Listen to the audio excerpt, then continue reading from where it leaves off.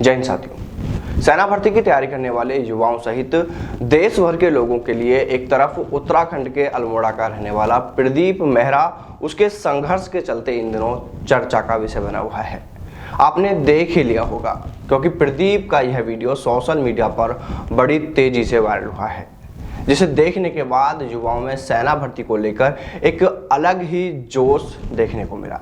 वहीं दूसरी ओर सेना भर्ती को लेकर सरकार की ओर से भी एक बार फिर आधिकारिक तौर पर एक जानकारी दी गई है। दरअसल सरकार ने सोमवार को संसद में कहा कि कोविड महामारी के कारण साल 2020 और 2021 में भारतीय थल सेना में भर्ती प्रक्रिया स्थगित हुई और इस पर कोई रोक नहीं लगाई गई है।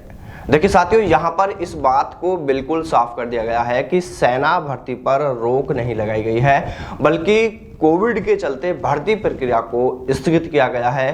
कुछ समय के लिए इसे रोका गया है। ऐसा नहीं है सेना भर्तियों पर पूरी तरह रोक लगा दी गई है, क्योंकि कुछ ऐसे मैसेज भी सोशल मीडिया पर देखने को मिले थे कि अब सेना में भर्ती नहीं होगी।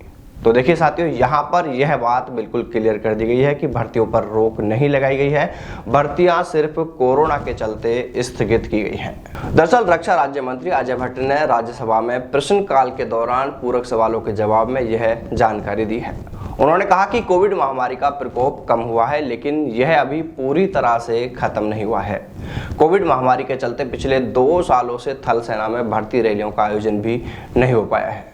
उन्होंने कहा कि ऐसी भर्ती रैलियों में बड़ी संख्या में उम्मीदवार जुटते हैं, इसलिए ऐसी सेना भर्ती रैलियों को अभी स्थगित कर दिया गया है ताकि कोरोना वायरस के संक्रमण को फैलने से रोका जा सके। हालांकि साथियों, सोचने वाली बात यहाँ पर यह भी होगी कि क्या चुनावों में भीड़ नहीं हुई थी, वहाँ कोरोना का खतरा नहीं था जिस तरह सेना भर्ती में भीड़ की बात की जा रही है। तो देखिए साथियों, इस सवाल को लेकर हमने सेना के अधिकारियों से भी बातचीत की हमने, क्योंकि एक जिज्ञासा बन जाती है आखिर सेना भर्ती पर रोक का असल कारण क्या है। तो हमने उनसे डिस्कस किया था और हमने उन्हें यही कहा था कि जब चुनाव व अन्य भर्तियां हो सकती हैं तो फिर सेना भर्ती पर ही रोक क्यों है।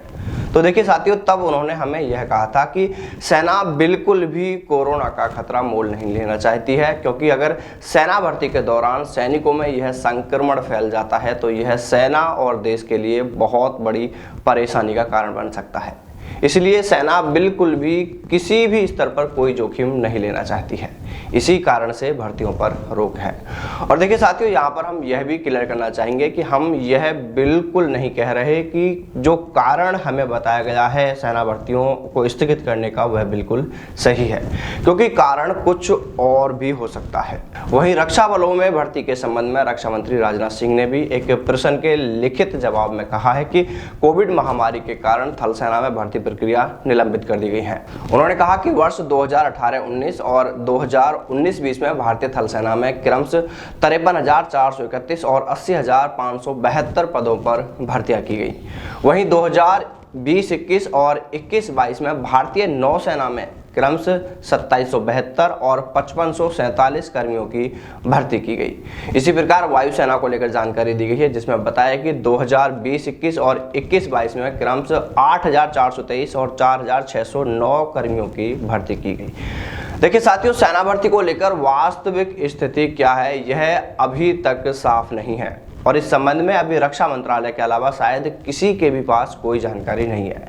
लेकिन इतना जरूर है कि यह मुद्दा बार बार सदन में उठने से, बार बार युवाओं द्वारा मांग करने से यह रक्षा मंत्रालय और सरकार तक युवाओं की सेना भर्ती की समस्या है जो पहुंच चुकी है। ऐसे में कभी भी सेना भर्ती रैली और एग्जाम को लेकर कोई भी नोटिफिकेशन जारी हो सकता है।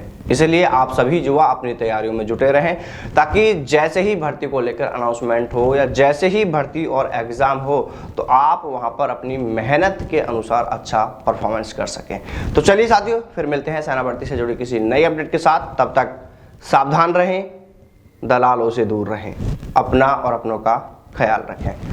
जय हिंद, जय भारत, वंदे मातरम।